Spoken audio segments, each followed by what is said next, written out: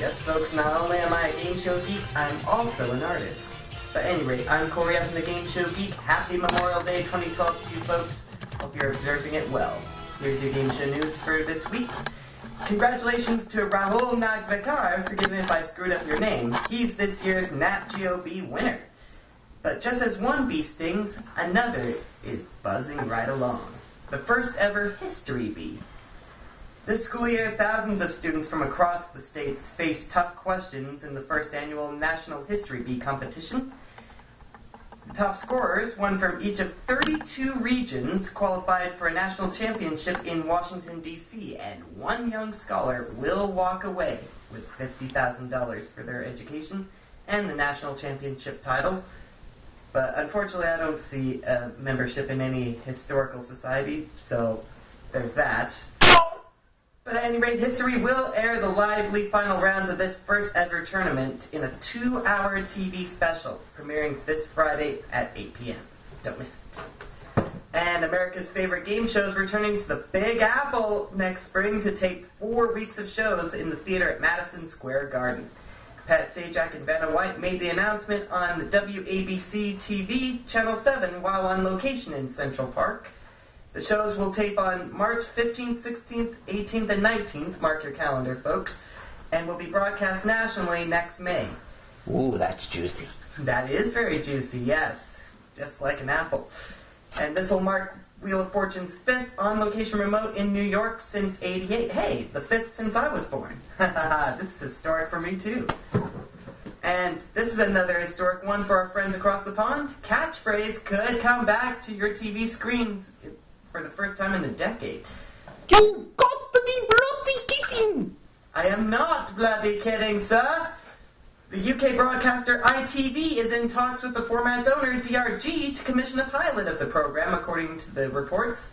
And Northern Irish funny man Roy Walker, who hosted the show from 1986 till 1999, who is the classic show's best-known host, widely remembered for his lines, "Say what you see," and "It's good, but it's not right."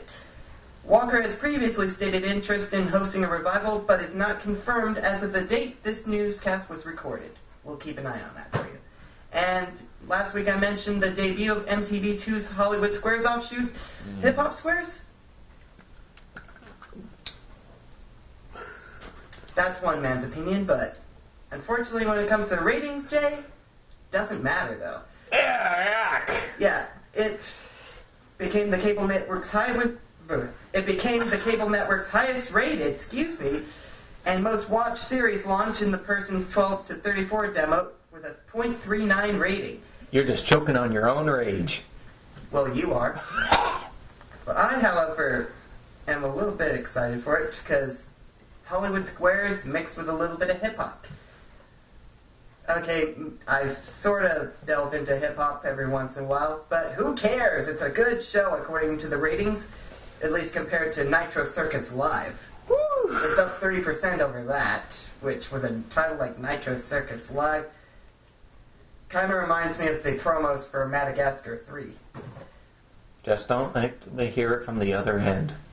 Right. And now a few words from our newsroom with Jason Miller. And joining us here at the Game Show News Desk is our cameraman Jason Miller to say a few words. Jason? Thank you, Corey. And as starting on a new note, every week I will be given an editorial on a few select game show stories, whether it be international or here in the States, for those Brits who are watching out there. Right, we cater to all of our audiences. You may already know that Britney Spears will be joining the X Factor as one of its judges. Who could forget that? But did you know that Demi Lovato will also be joining the Factor as a judge? Demi Lovato? Yes. And Simon Cowell, he says he's absolutely delighted that Britney and Demi are joining us. Britney remains one of the biggest stars in the world. She's talented, fascinating, and I believe she knows how to spot the X Factor. Oh. Well, only time will tell. Let's just hope Demi has a chance on the X Factor. Right. But both of them have a little bit of mental issues. Yes, absolutely. And it is this newsman's opinion that I think Simon and the X Factor producers should be aware that both judges have a past of mental breakdown issues and that this could have a major effect on how future contestants are judged, especially if one of the contestants decides to go postal on Britney. You may hear this. Leave Britney alone! Chris Crocker, how classic. You were saying something about the situation becoming like a Rosie O'Donnell sort of thing, right? Yes, it could get a little, should we say, hot in the room. A little argument with young Demi Lovato and the older, and should I say, unless mature, considering that Britney Spears' finances are controlled by her father. So Demi knows technically how to spend her money better than Spears does. So those two will be in a fight on who is the more mature enough. So my question is this going to be more about the judges or is it going to be more about the contestant? Only the X will be able to tell, and maybe the X may be on Simon to put an X to one of them at the end of the season. Only time will tell, my friend. So is that going to make Simon Cowell like the next Donald Trump or something? I think that may be a good assumption, my friend. Good assumption. Simon, I just say you better get your lawyers ready, because this is going to be a hot season with the spearhead of trouble. Finally, there is a new game show on NBC Universal sci-fi channel called Total Blackout, hosted by... Did I do that? Yes, former Family Matters, also known as the Urkel, Jaleel White. Jaleel White. After watching this program, I'm going to give it an F rating. One, the show lacks quality and is pretty much a spin-off of the failed NBC program Fear Factor that was canceled earlier this year. 2, isn't game shows supposed to be family-friendly? The program has obscene language and has a bias towards homosexuality. The way they censor the language, don't they? Yeah, but according to what I heard, that wasn't really censored. And on top of it, our friends in the cable world can hear everything. Why only those who are watching on satellite and other forms of communication don't hear it.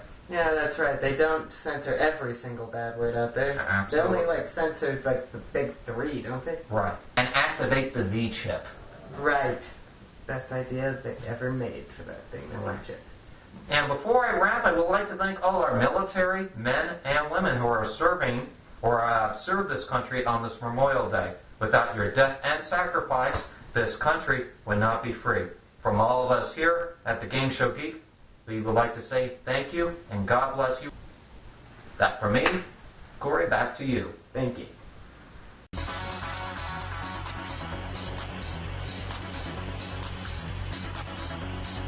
And you know how last Wednesday on American Idol, Philip Phillips beat out 16-year-old Jessica Sanchez? Well, that's this week's real trip. He's become the 5th male American Idol in a row. What the fail? Yeah, I actually sat down with Jason here and we discussed it at length behind the scenes here. And it turns out we're wondering if the vote's actually rigged. Well, he's determined that it's rigged, but I'm still a little bit skeptical, but I'd like to look into it a little further. Actually, I looked into it just a little bit. I did my homework, and...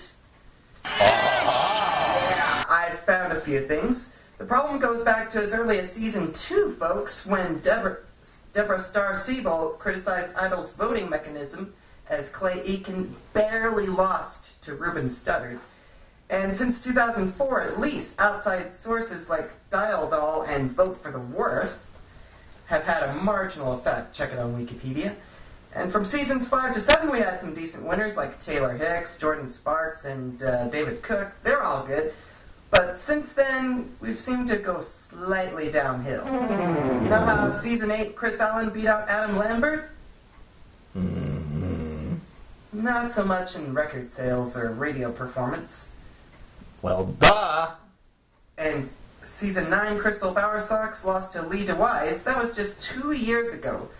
Only 2 years, and since then, a source has told me that RCA Records has shown Lee DeWise the door. And Scott McCreery won last year, but I've not heard much from him since then.